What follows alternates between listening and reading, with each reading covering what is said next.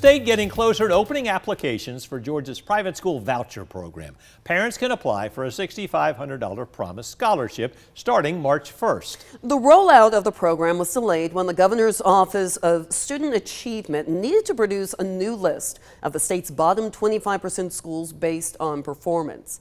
Now it's out again for parents to look at. Naomi Washington has more on the program's progress.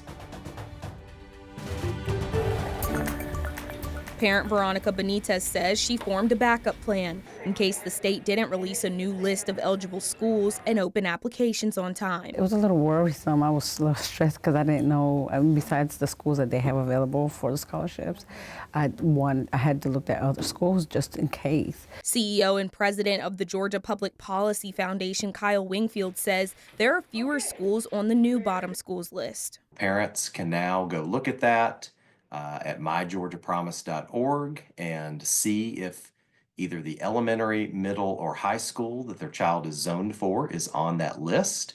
If they are, they're eligible.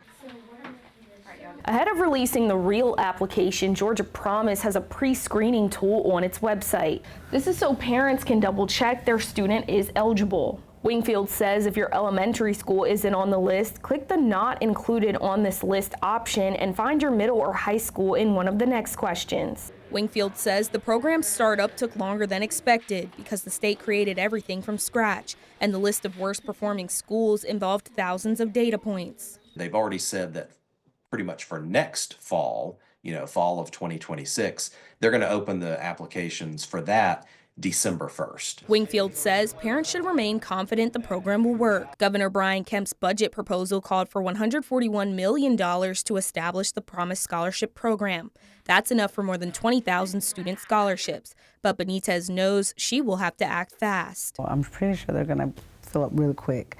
So I am going to keep my eye open and, checking in and apply immediately or as soon as I possibly can. Wingfield says the first application phase will be March 1st through April 15th. There will be 2 more periods to apply in June and September. In Macon, Naomi Washington, 13 WMAZ News. While Governor Kemp and many Republican legislators back the voucher program, some educators and many Democrats are still opposed. Recently, State Representative Floyd Griffin introduced a bill to repeal the Promise Scholarship Program. Griffin's a Democrat from Milledgeville. He believes the program will divert resources from public schools. He also believes the program does little to help families in rural districts.